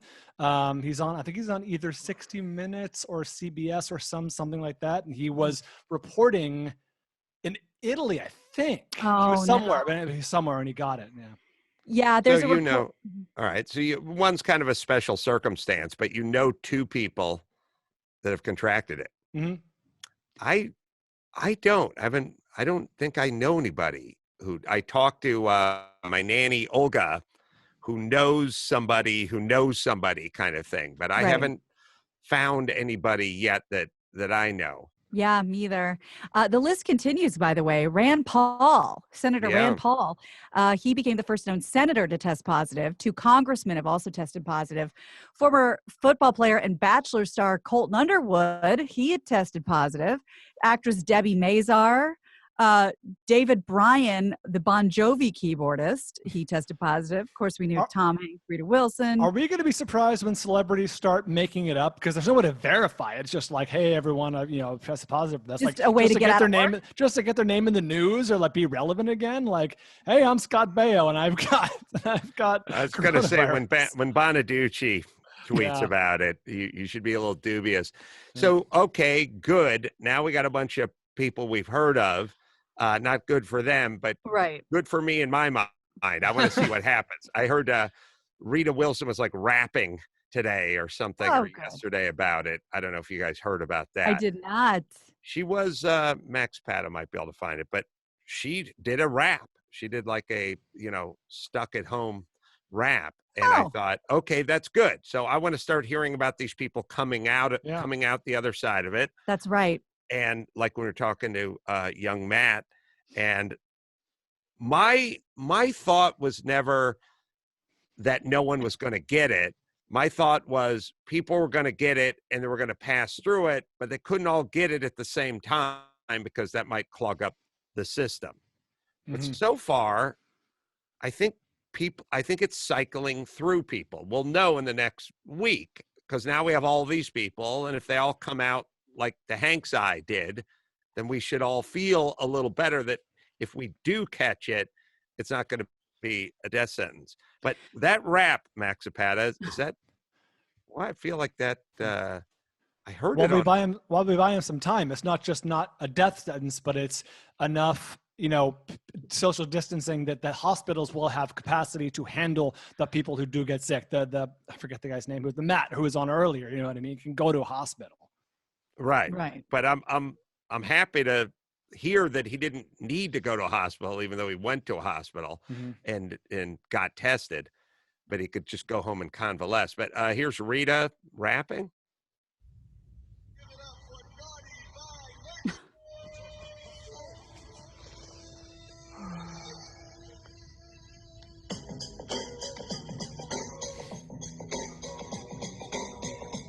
She's like sitting and reading a book. She's wearing a lot of eyeliner. Doing Naughty by Nature song. You a picture of my morning, but you couldn't make my day. I'm rocking and you're yawning, but you never look my way. I'm looking down you, darling, in every single way. Please drop an N-bomb. And your green comes on the way. This ain't got shit to do with shampoo, so watch your head and shoulder. Brother older, bold enough to fold you. Yo, I told you, afraid of what I made and played it with some funky twists of stage flips and tricks. Put that music in your funky day. Triggers from the grill town, ill town. Some that's how it feels now. The deals that were real, so we're still round. Don't lamp with a freestyle phantom. Ain't trying to be handsome. Shrinking what you're thinking, cause I'm vamping. I live and die for hip hop. This is hip hop of today. All right. Well, the great Rita Wilson is now back to her first love, is rapping. So I feel good about that. And if I'm stricken with this in a couple of weeks, I might be back to my lucrative rapping career. So good. Well, there's a kind of an offshoot story of standing by your man, because we know Idris Elba tested positive. Guess who else did? His wife. You know why? Because when he tested positive, she wouldn't leave his side, and she knew that she was probably going to get it and get sick. And she said, I don't want to be away from my man. I don't want to be quarantined away from my man. We'll get it together, but I'll if he has it, I want it. Is she 20 years younger than him, or is this a great case for black not cracking? I think she might be a little younger. I want to say could be 29. both. It could be both. I mean, I don't know if she looks to be 32 and he's 48 or something like that. But I don't know if she just looks 32 and she's 41, or she looks pretty darn young. I don't know where Idris is, and if it's a second marriage or any of that business. Yeah, but, it's not the first marriage. You're going to look, if your partner has this, you either have it, not going to have it, or have it and it doesn't really affect you. So any outcome is possible? Well, you're there. You're there. You have to have it. There's like the notion of you, well, I got to go leave, which is like you've been very intimate, if not intimate, with this person while they've had it. Right. Yeah. And we're talking to Matt from West Hollywood at 32. His girlfriend's just living with him, and she doesn't appear to be affected by it. So maybe that's it. How old is she? She's, by the way, she's 29-ish, 29, 30. He's 47, 48-ish. Yes. All right. So there you go. 20 years there. Yeah. And let's see here, just a couple of things to add to the news roundup on this one. Prince Harry called off the Invictus Games. That's basically like the Olympic-like competition among wounded service people. U.S. and Mexico agreeing to close the border. I know it's a little, it's not Special Olympics, but it's Paralympic style, right? Like It must be like because it says wounded wheelchairs service and people. Some of those people are blind, Right. They should make them feel like it's going on. You know what I mean? There's the 40-yard dash. Oh, we got a full stadium. Yeah, how the hell they know? You know what I mean? Yeah, that's what I'm saying. Brian's right. We're in Dover already? Yes, we are. U.S. Mexico agreed to close the border. New York's Governor Andrew Cuomo followed California's lead out here, ordered the near complete shutdown of the state, it's essentially. Treasury Secretary Steve Mnuchin announced that, and we keep following up on this because it keeps getting tweaked a little bit, tax deadline has been moved completely from April 15th to July 15th. At first it was you have to file, but you don't have to pay and all these little things. No. Completely moved. Number of deaths worldwide surpassed 10,000, 240,000 cases, it seems like. Let's see, Governor Gavin Newsom here in California Thursday ordered all residents stay at home, and I believe they call it the safer at home measure. I talked to Drew about this. I am so curious. I did his show shortly before we began this. He said that we will know in the next few days where this thing is going. So if it's at 60,000 cases, either in the U.S. or worldwide, I can't remember what he said, probably worldwide, or maybe it's the U.S. The U.S. U.S. He said, look, it's either going to be 100 or it'll go the other direction. Like, we'll know in the next few days what direction things are going. Mm-hmm. And I tend to believe him. He also was talking about the anti-malaria stuff that seems to be pretty effective, seems to be working for people. Also said people may want to start taking this prophylactically, like just take it so you don't get sick, don't take it after you get sick and that kind of stuff. But he seemed like he thought it was moving in the right direction. And I think we're going to know fast. I don't know that it's going to take 6 weeks to figure out where we're going or where we're at. Like, I feel like by the end of this week, we're going to have a pretty good idea of whether it's full clusterfuck shit hit the fan or, all right, we're sort of coming down the other side. Flattening the curve. By the way, we talked about something on the Conway show the other night that made me think of you. I think in some ways it flies in the face of everything you're about, but on the other hand, it's innovative and interesting, and I thought it might pique your interest. Have you heard of something, and I wonder if Dr. Drew has, something called monofoil? No. MONOFOIL. Chris, I don't know if you can pull up the website, but that's Costner's ship from Waterworld. Yes, exactly. Yeah, I just wanted to see if you knew what it was before I got back to the news. No, it's this. You buy it by the gallon. It's like almost $400 a gallon, and it's this sort of disinfectant that lasts when you put it on one surface. Apparently, it lasts disinfecting for 30 days, actively disinfecting for 30 days, and. I had a little side tip to give to people as I was reaching for the a box. I have a box that has the eyeglass cleaners, the little foil container with the moistened towelette in it. That's just alcohol, I think, in that. And someone would have to research it, but in a world where everything's at a premium, the Purell and the wipes and everything, if the place is all out of that stuff, order a box of those alcoholic glass wipes or something. Someone research it first, but you know, that might help in a pinch. Sorry. Sure. Well, and also, I don't think I have the story in front of me, but at least 3 distilleries in Southern California are switching over to making hand sanitizer instead of, whiskey. I'm So, pretty, yeah, until we run low on whiskey, and then it's time to switch then all back, hell's gonna break obviously. loose.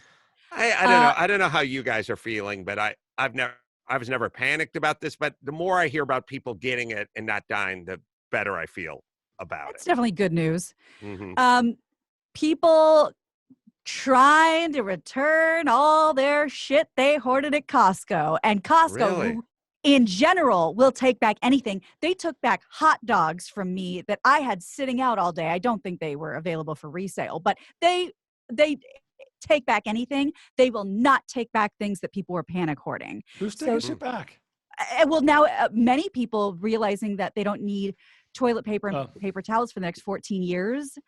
They said high demand items like toilet paper, bottled water, sanitizing wipes, rice, Lysol. These are all things that Costco, at least certain Costcos, you can check your local Costco. Give it to an elderly neighbor. You bought it. It's like insurance. You bought it. You didn't need it. Right. You're glad you had it for a while. Now give it to someone who needs it. Yeah, it's a good idea. Pot shops. That is nerve-y. Like hoarding something and then returning it. That takes balls. That's balls, yeah. Jesus Christ, that is pathetic. And fighting people for it and elbowing people out of the way to your car, and all of a sudden you're like, I think I bought too much toilet paper. Right. So sorry, figure out what to do with it. And speaking of toilet paper, many people sent me this. August sent it to me. Lynch sent it to me. We got to get to it. There's a toilet paper website. So as households continue to stock up on this stuff, emptying shelves everywhere you go, a new website is attempting to really show you how long your toilet paper is going to last. It's called howmuchtoiletpaper.com.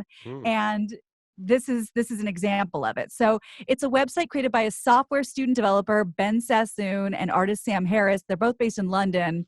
In response to this pandemic, this is according to CNN, it's a tool that calculates just how long your stash of toilet paper will last you in a quarantine. So the basic algorithm is you tell them how many rolls you have and how many visits to the toilet you take per day. There's an advanced one that'll tell you can put in how many, squares you use and all this type of thing. But I put in mine, and we only have two bags of toilet paper, and it's just because that's what we always have. And apparently we have 418% of the supply that we need. So I think we're all probably going to be okay. Kaylin, somebody's doing it right now on here. So if you have 12 rolls and you go 4 times a day, you should be good for 48 days. So it'll give you, if this is something that apparently is on a lot of people's mind, go to howmuchtoiletpaper.com and hopefully that information will help ease your mind. This is a scary and sad revelation, this obsession with toilet paper that I was sort of unaware of my entire adult life, that somebody is it's a regression to me. Like it feels like everyone's turned into a 9-year-old or something. It's like it's infantile. Yeah, it's a weird, sad state. And I also would love to know, like, country to country and culture to culture, who would go for the toilet paper. I don't believe they'd be doing this in Finland or maybe even Japan. No. Like they'd want to have toilet paper, but it wouldn't be the go-to hoard item. And then also, how much of this begat toilet paper hoarding? Like maybe it's just Mama June from whatever that stupid reality show was. Like maybe somebody saw her hoarding, Honey Boo Boo. They saw her hoarding and it just trickled down. Yeah. Like, we're herd animals. Yeah, it's just like one trendsetter with this hoarding. I remember, the tip of the spear, Mike August, after we played Arizona and we stayed in the condominium. Where's his credit? Showed me the duffel filled with Charmin. Probably ahead of the curve. Yeah, that was 9 years ago. But is it people seeing other people? Like, we do have a thing. Anyone who's gotten off the freeway and there's 2 lanes to turn left and see one lane completely backed up and the other one is wide open, and you think to yourself, why doesn't everyone just slide into the open? Because they pull behind the person that's already in line. Did that cause it? Or do we all have some secret obsession with toilet paper? I think it's probably both. I think it's the me, what about me? Don't get that drop. And also when you're at the grocery store, I was just there yesterday and like Emmy described the other day, it was a 1 in, 1 out. So once we got in, there was probably 15 shoppers in the whole store and everything was orderly. It was like vacation in there. It was beautiful. It's quiet, it's fully stocked except for paper products. And there were still a few things that were a little low. And when 1 or 2 people would go toward an item, you can't help but to go, what are they looking at over there? Is that something I need? So I think it's just part of who we are. Panic buying, herd mentality. The just for everyone's information, I was walking around yesterday. I passed a Trader Joe's that had this sort of odd even thing going on where they let in people, let them out, blah, blah, blah. And I said, what is the system? And they said 5 people in at a time after 5 people leave. Made sense. And then I said, how many people in the store, like at any given time, approximately? This is a good sized Trader Joe's. So the guy said about 40 or 50. And I sort of peeked in and it looked sparse, but there were people in there. So that seems to be let some number in and then let 5 out and put 5 in. And it felt like vacation. If you experienced any of the long lines and the screaming and the pushing and the shoving and the craziness, just to have 10 of us walking around at our leisure and picking up our items and rolling through checkout pretty quickly, it was a delightful experience. I hope it stays forever. As long as people keep behaving themselves. At this point, I'm sure you guys have seen the celeb mashup of everyone Gal Gadot knows singing Imagine. Yes, I've heard of it. Going around. It was well-meaning, and she got, a bunch of celebrities together, and they sing this very lovely song. And of course, after a couple days of everyone enjoying it, everybody has to shit on it. But some people still haven't heard it, and here's a clip. Call your own out. This is a minute of maybe the 4 minutes that it was.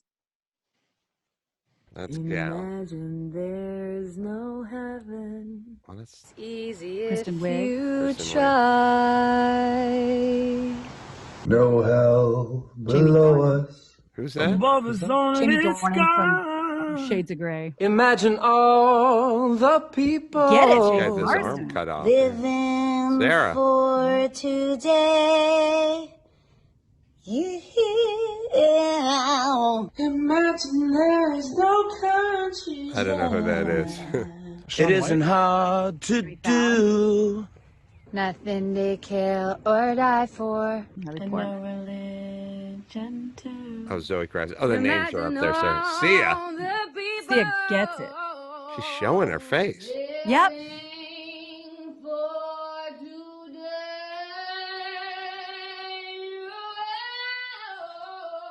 I hope someday. Maya Rudolph.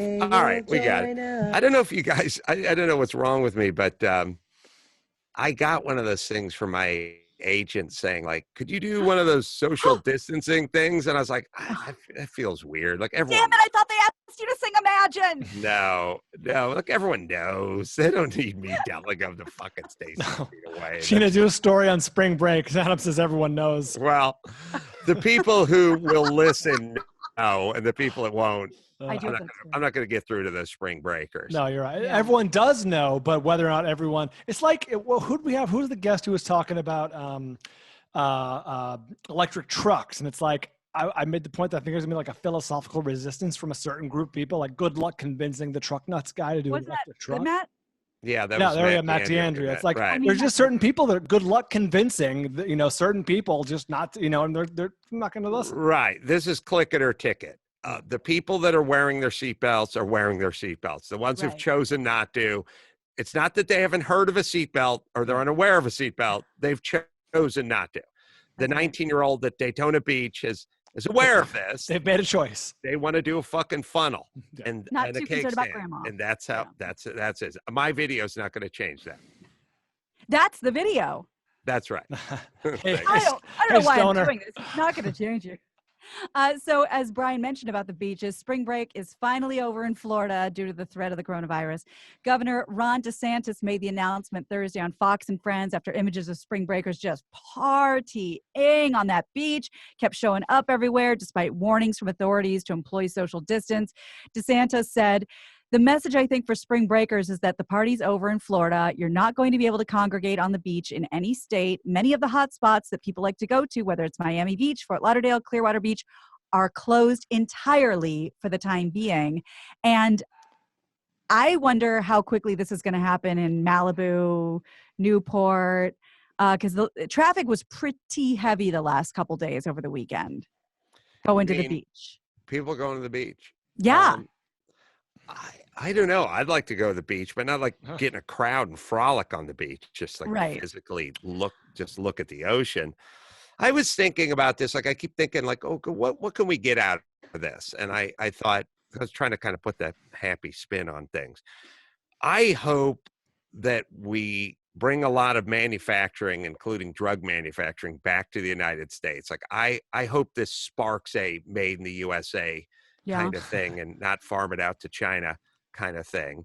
And I also hope that we're able to do a lot of more tele-doctoring, that instead of fucking getting in your car, especially when you feel like hell, and driving over to the doctor's office and then polluting the doctor's office with whatever's coming off, whatever you're shedding.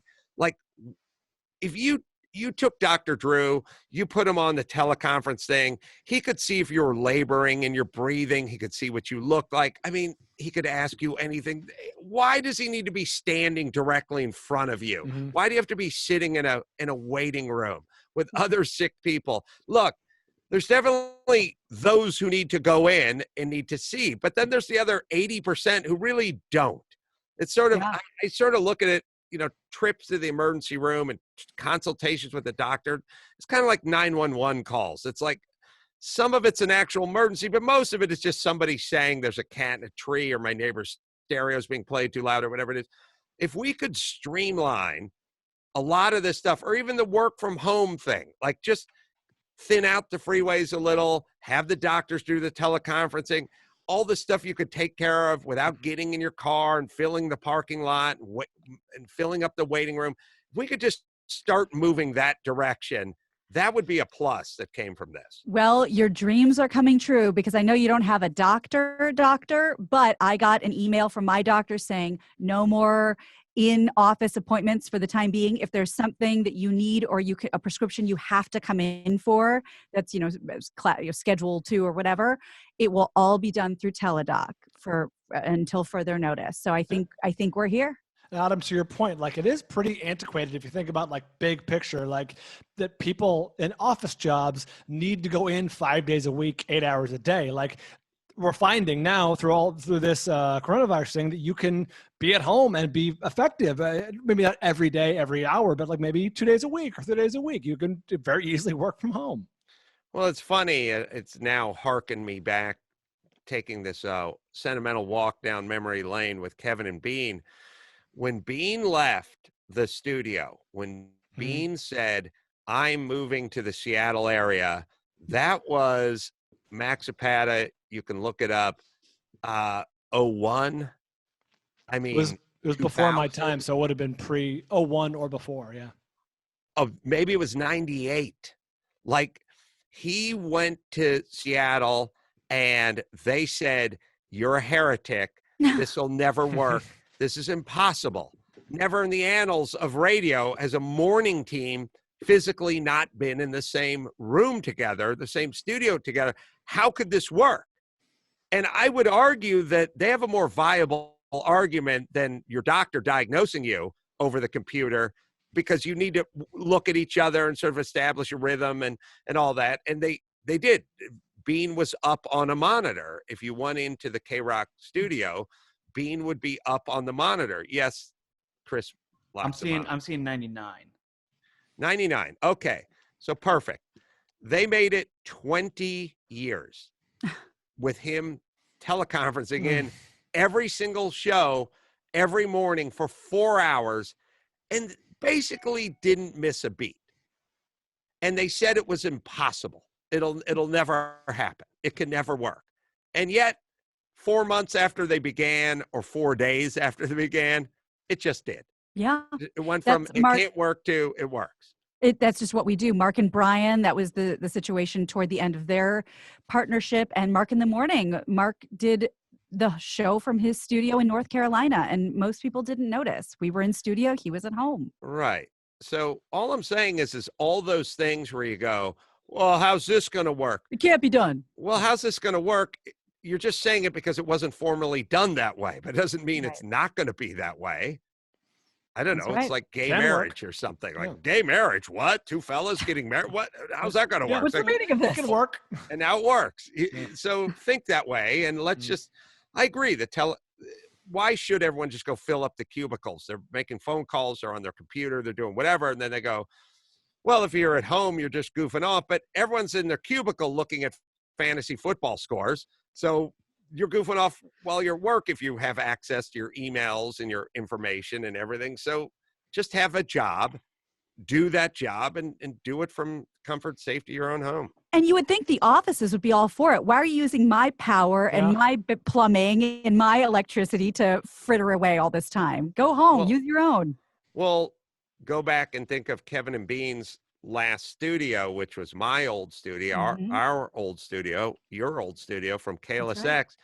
The first thing you notice when you pull up in there is an 8-story parking structure, just 8 stories of nothing but concrete. Like, I mean, that whole thing gone. I mean, think about the notion of just building. You have to build those skyscrapers, and then for every, 150 square feet, you need a parking space in a giant building. It has the same footprint. No, it has a bigger footprint than the actual skyscraper. The building itself has a smaller footprint than the actual parking structure. Just this notion of like pulling and going and winding up and going to the 5th floor and parking passes and stuff. And all these parking structures, which are going to have to be demolished because they serve no other purpose. You can't convert them into low-income housing or anything. It's just boom. This is going to be one of those things we look at, and we're going to look at us like we were insane in a few years, I bet, when we just think about parking structures. Like, stacked on top of each other. All right, what else? Well, right now in California and a lot of cities where people are listening, it's really about staying home unless you run an essential business or unless you're going to an essential business. And of course, by essential, I mean grocery stores, I mean pharmacies, I mean weed shops. CNN reports that with this virus, everyone's being asked to stay home. Only essential businesses and dispensaries made the cut. They're listed under essential infrastructure or healthcare operations that are exempt from having to close. I passed a weed shop and it was open. That's right, because people got to get the medicine. But right next to it was an ice cream shop and it was open too. Yeah, people got to get their ice cream after they move their way.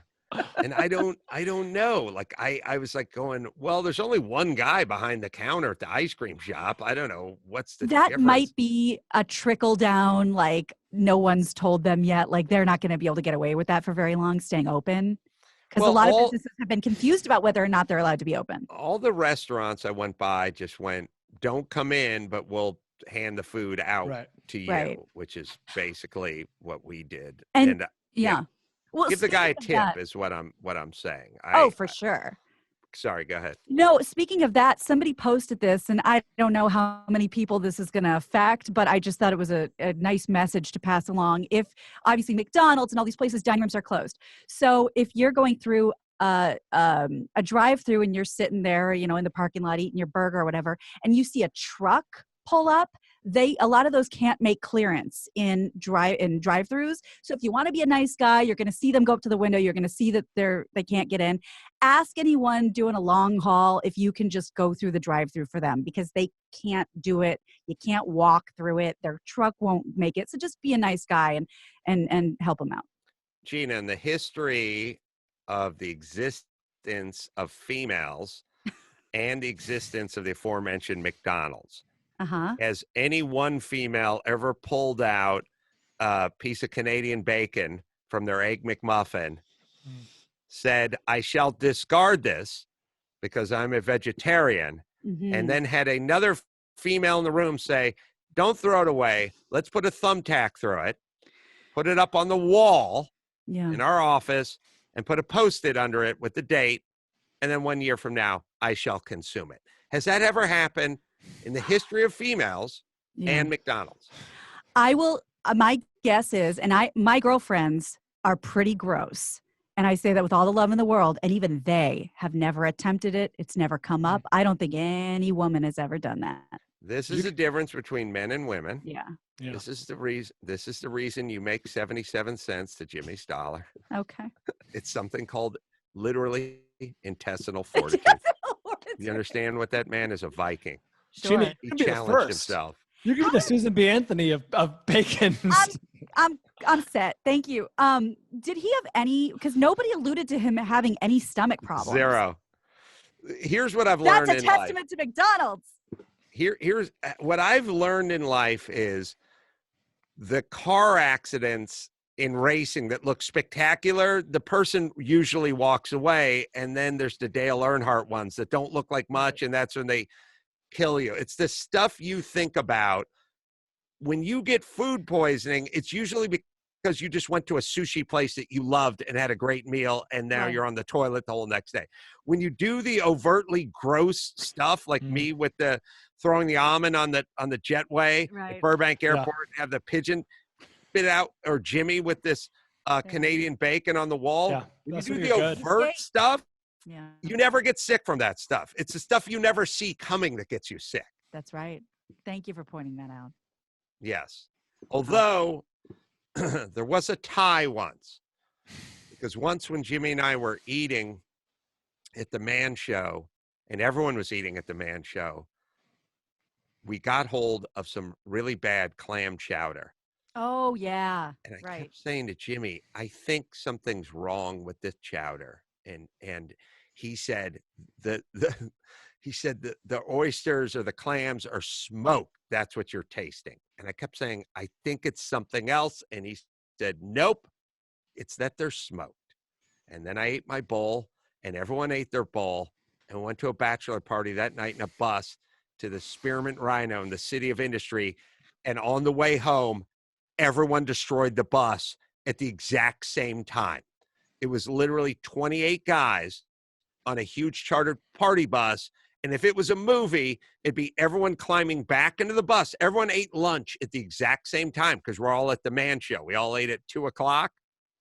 And everyone got back, and they're all dudes that were 35 and weighed 185 pounds. And we all got back on the bus, and coming home from the City of Industry, it all hit everyone within a 9-minute period. And everyone's like sitting there sweating, and everyone's like, and it was total insanity. It was 30 guys all blowing up from the same food poisoning. And of course, so Bridesmaids. It processed, everyone processed it the exact same way because it all came from the same source.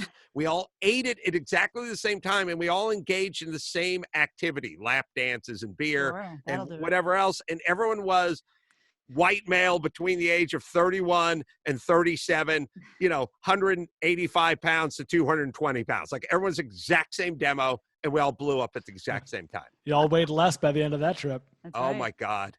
I remember when that door opened in front of the Man Show at 3 a.m. Everyone just went piling out, like just blowing up into potted plants and everything else. All right, Gina, shall we bring it home? Yes, let's do it. I'm Gina Grad, and that's the news. Gina Grad. That was the news with Gina Grad. Hey, people, let's get some quality sleep as long as we have a little downtime, and then throughout the rest of the year as well. How'd you sleep last night? Well, can you tell me the exact amount of REM sleep you had? Of course you can. I can tell you because of Oura Ring. REM is key when your mind and body recover, helping you stay sharp and energized. Oura Ring is changing the game. It's a small ring, measures your heart rate directly from your finger, not from your wrist. You just put it on. It's just like putting on a small ring. You wake up every morning and you can check on the app and find out exactly how much REM you got in. And then it makes suggestions like, well, did you drink a little too much coffee like afternoon, or did you get too much computer time in or TV time in? Wear the shades that block out the blue light. It's your health. It's about sleep hygiene, and it's about time you went with Oura Ring, right, Dawson? If you want to hack your body, then head to auraring.com/Adam. That's OURA ring.com/Adam and get $30 off your new Oura Ring for a limited time only. That's $30 off at auraring.com/Adam. Well, I want to thank Chris Maxipata for setting this all up, and Dawson and all the crew for really going above and beyond and making this go off without a hitch. Matt Schulte for commenting and telling us exactly minute by minute what it was like to be infected with the coronavirus as a young man and how that went through. Jimmy and Kevin, of course, for chiming in as well. You can go to adamcarolla.com and find out when we're going to be back doing shows and the book and everything else. And until next time, thank you guys. Yes. Adam, real quick, I just got a note. Subscribe to youtube.com/Adam Carolla, and they're going to post these podcasts. You can see the inside of our homes and our reactions. Pajamas. Yeah, pajamas. Nice. Yeah. Thanks. Go to adamcarolla.com and check out the YouTube page as well. And there's stand-up comedy there. And until next time, this is Adam for Matt and Jimmy and Kevin and Brian and Gina saying mahalo. Thanks, guys. Good job. Follow the Adam Carolla Show on Twitter at Adam Carolla Show. Follow us on Twitter at Adam Carolla. You can leave us a voicemail at 888-634-1744. Subscribe to Take a Knee for a weekly dose of inspiration and motivation. Just click the link at adamcarolla.com. Also subscribe to Carolla Classics, hosted by super producer Chris Loxamana and super fan Giovanni. Get the link to that at adamcarolla.com and everything else. Plus a special thank you to Rode Microphones, and everything else is online at adamcarolla.com.